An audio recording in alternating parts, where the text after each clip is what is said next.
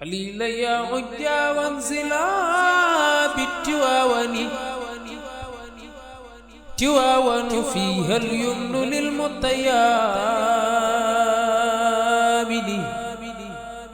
خليل يا عجا وانزلا بالتواون.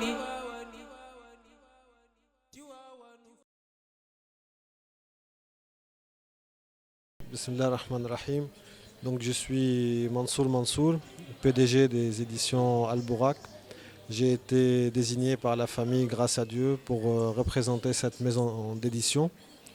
Et cette maison d'édition Al-Bourak, c'est à peu près 30 ans d'expérience dans l'édition. Un travail acharné d'une famille, entre un papa, une maman, des frères et des sœurs. Et alhamdoulilah, 30 ans après, on est arrivé à être première maison d'édition francophone, classée par Ipsos il y a quelques années, et 7e maison d'édition religieuse en France. Alors Al-Bourak a démarré d'une initiative familiale par le papa en 1992. Et depuis cette année-là, il y a eu un travail très dur et intense, une clairvoyance, une persévérance et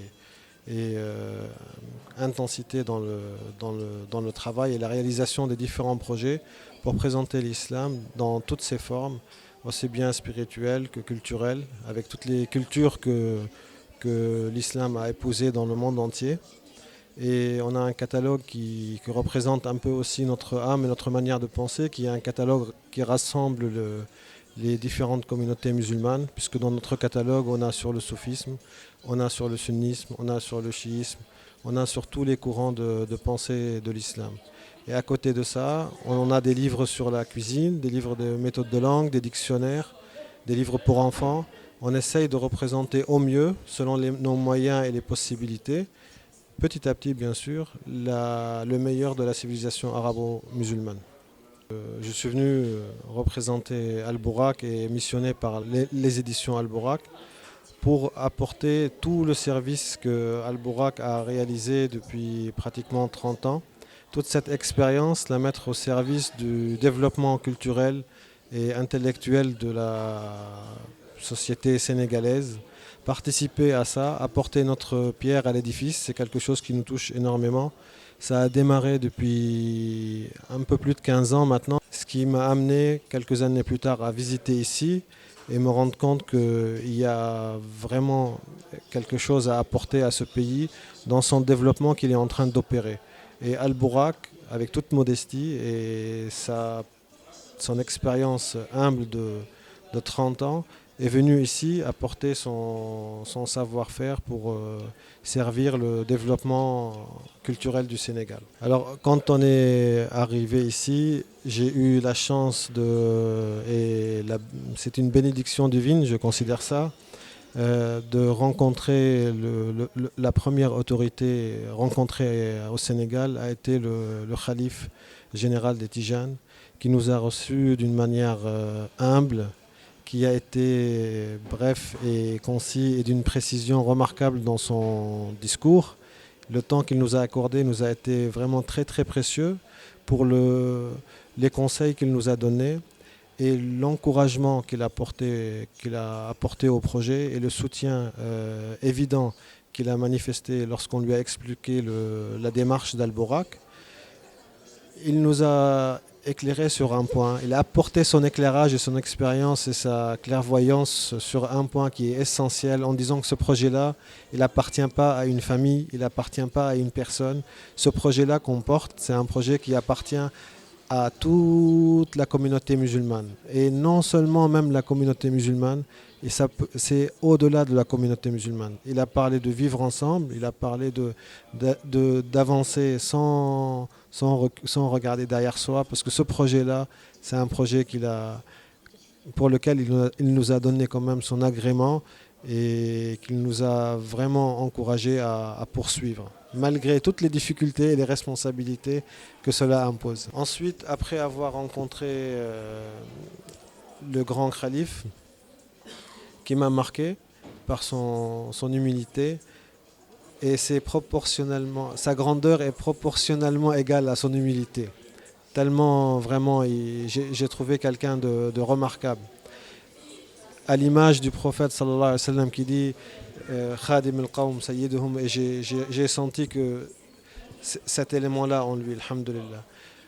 Après cette rencontre, on a rencontré différentes autorités, parmi lesquelles on a rencontré le ministre de la Culture, qui lui aussi a été parmi les personnes qui ont encouragé et soutenu ce projet, qui nous a rassurés dans le choix qu'on a entrepris sur le fait de s'installer au Sénégal et d'apporter notre savoir-faire et notre expérience à la société sénégalaise.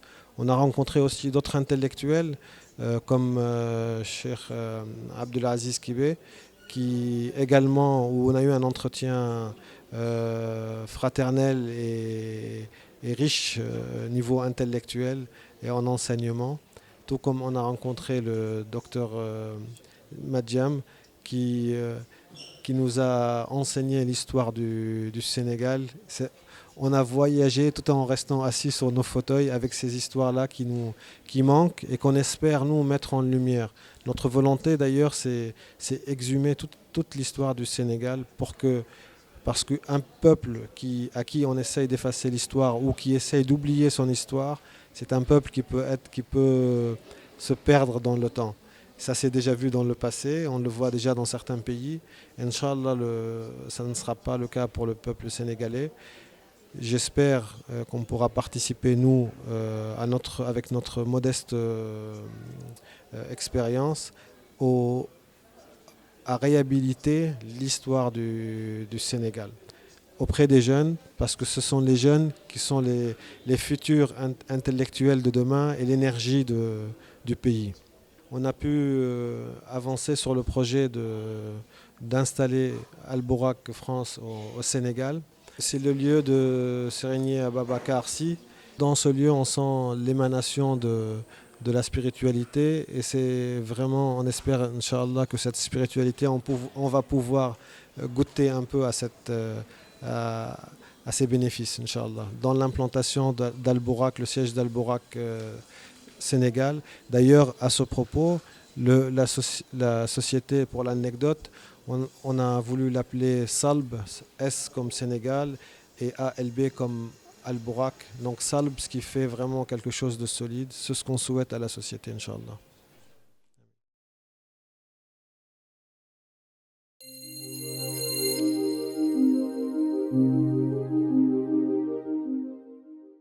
خليل يا عجا وانزلا بالتواون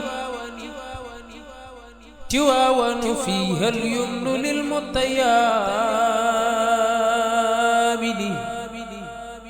خليل يا عجا وانزلا بالتواون